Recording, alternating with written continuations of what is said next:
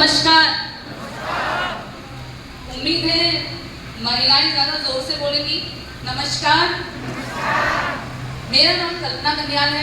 मैं जगतपुर से बिलोंग करती हूँ। दोस्तों, इस SCPS वेलनेस में मुझे 2 से 2.5 साल हो गए हैं, लेकिन सच कहूँ तो मुझे इस पे विश्वास नहीं था और मैं कर भी नहीं रही थी, क्योंकि इससे पहले भी मैं नेटवर्क मार्केटिंग में गई थी, लेकिन भरोसा नहीं था, क्योंकि मुझे वहाँ से कोई इनकम नहीं थी। काम तो किया पर इनकम नहीं थी, तो मुझे लगा कि इसमें भी ये भी ऐसा ही है, फंसाने वाला काम है।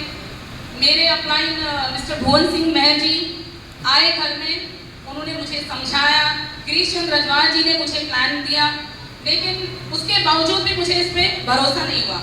मैंने तो मन बना लिया था कि मुझे नहीं करना है, कैसे भी इन लोगों से मुझे पीछा छुड़ाना है। तो करते करते 9 महीने बीत गए। 9 महीने तक तो सर ने मेरा पीछा नहीं छोड़ा। कहीं भी दिखते थे तो कहते थे, मैडम एक बार आप सुन तो लीजिए, समझ तो लीजिए और प्रोडक्ट को यूज कीजिए। तो मैंने सोचा कि क्यों मेरे पीछे पड़े हैं, कहीं ना कहीं कोई ना कोई बहाना बनाकर मैं निकल जाती थी और मतलब इनको मैंने इग्नोर करना शुरू कर दिया। 9 महीने के बाद फिर मैंने सोचा क्यों ना मैं बार बार जो प्रोडक्ट का ये दम भर रहे हैं कि प्रोडक्ट में दम है, बीमारियां ठीक होती हैं, तो मैंने सोचा क्यों ना इसको पहले यूज कर लिया जाए। अगर वो कहते हैं ना, हाथ कंगन को आरसी गया, तो मैंने कहा चलो पहले प्रोडक्ट यूज कर लेते हैं। तो घर में तो हस्बैंड मेरे शुगर के मरीज हैं, उनका बीपी भी हाई रहता था और डेली उनको दवाइयाँ देनी पड़ती थी। तो मैंने कहा चलो पहले यूज ही कर लेते हैं।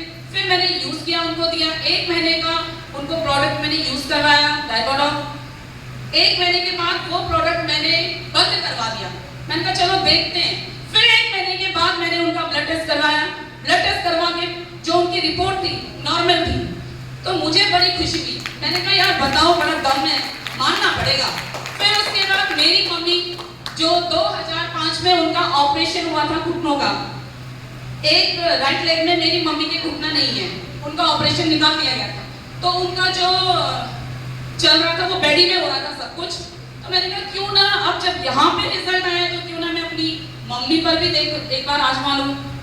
फिर मैंने वो प्रोडक्ट्स लिए। 4 महीने मैंने वो प्रोडक्ट्स अपनी मम्मी को जबरदस्ती खिलाए। देखो, एकदम से तो कोई विश्वास करता है नहीं, तो मेरी मम्मी को भी विश्वास नहीं था। उन्हें लगा कि मैं व्यर्थ में पैसा डाल रही हूँ। लेकिन मैंने कहा मम्मी, अगर मुझ पर विश्वास करते हो तो प्लीज आप ये प्रोडक्ट्स खाओ और उसके बाद मैं बताऊंगी कि रिजल्ट क्या है। मम्मी को खिलाया, जबरदस्ती खिलाया, जबरदस्ती जाती थी, खिलाती थी, भाई लोगों को बोलती थी कि प्लीज आप लोग कंटिन्यू रखना इसे। खत्म होते थे तो मैं भिजवाती थी यहाँ से, लोहाघाट रहते थे। तो उसके बाद एकदम से 4 महीने के बाद रिजल्ट आया। मम्मी अपने आप से उठकर टॉयलेट गई थी 4 महीने के बाद। तो मुझे बहुत खुशी हुई जब मुझे बताया वहां से कि ऐसा ऐसा प्रोग्रेस हुई है, तो मुझे फिर भरोसा हो गया। उसके बाद मैंने सोचा जब सामने ही रिजल्ट है तो क्यों ना इसे कर लिया जाए एज ए बिजनेस, क्योंकि मैं एक मिडिल क्लास फैमिली से बिलोंग करती हूँ। हस्बैंड मेरे थोड़ा मेंटली डिस्टर्ब है और घर में कमाने वाली जो भी है वो मैं इकलौती मैं थी। मैं टीचिंग करती थी और टीचिंग के साथ साथ मैं ट्यूशन भी करती थी, तो इससे मेरा परिवार चलता था और सब चलता ही था।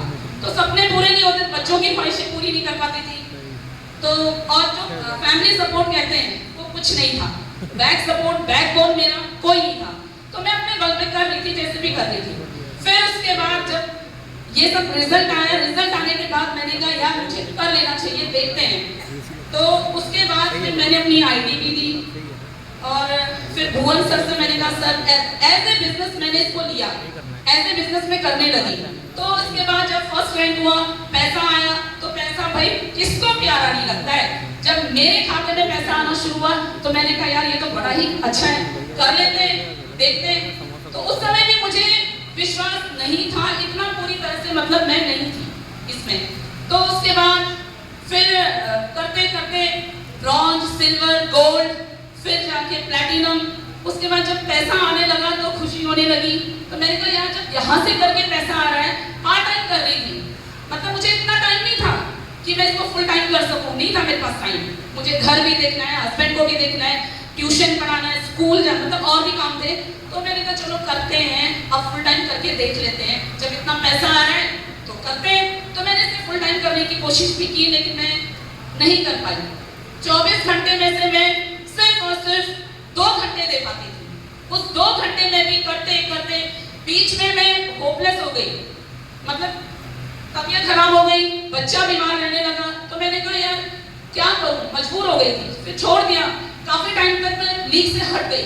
हटने के बाद लेकिन मैंने अपना ध्यान इसमें से नहीं हटाया। मैंने कहा मुझे करना है तो करके ही दिखाना है। तो एज ए पार्ट टाइम मैंने इसको किया। धीरे धीरे करते करते आज मैं इसके 6ठे रैंक पर हूँ, टॉप 5 पर, और आज मेरी इनकम यहाँ से 3,75,000 है। तो दोस्तों, आप लोगों से मैं सिर्फ यही कहूंगी कि एक बार विश्वास करके देखिए। विश्वास करेंगे तो ही तो आगे बढ़ेंगे, तो ही तो आप लोग ये कर पाएंगे। तो आप लोग एक बार विश्वास कीजिए, मेरी तरह नहीं, क्योंकि मैंने करीब 1 साल का समय बर्बाद किया है। उस 1 साल को अगर मैंने बर्बाद नहीं किया होता तो शायद आज मैं रूबी स्टार होती। मैं हट गई थी यहाँ से, जब आज मुझे संभालने के लिए कोई नहीं था। रोती थी बैठकर कि कैसे करूंगी, कैसे आगे बढ़ूंगी, कौन है मेरा सपोर्टर। कोई नहीं आता है यहाँ पर दोस्तों। पैसा है ना, पैसा आता है तो दुनिया पूछती है। तो फिर मैंने सोचा करना तो यही है, तो बस मैंने तन मन से इसमें अपना ध्यान लगाना शुरू कर दिया।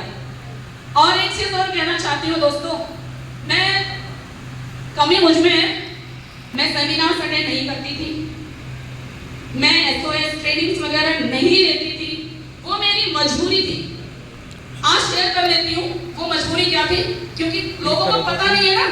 लोग तो सामने देखते हैं, हंस रही है, बोल रही है, लोगों को पीछे का पता नहीं रहता है कि उसको क्या प्रॉब्लम है। तो मैं बताती हूँ, एक दिन का टाइम भी अगर मैं घर से बाहर रहती हूँ ना दोस्तों, मेरे हस्बैंड को नहलाने वाला, खिलाने वाला कोई नहीं है।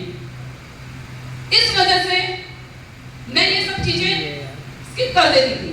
मैं भी चाहती थी कि भाई मैं ट्रेनिंग में जाऊं, बहुत कुछ सीखूं, मैं भी सीखना चाहती थी, मैं महत्वाकांक्षी हूँ, मैं बहुत कुछ करना चाहती थी। लेकिन केवल एक प्रॉब्लम की वजह से कि मेरे हस्बैंड को कौन देखेगा, बिना मेरे को नीचे नहीं उतरते, नहा नहीं सकते हैं, वॉशरूम नहीं जा सकते हैं, खाना तो दूर की बात है दोस्तों।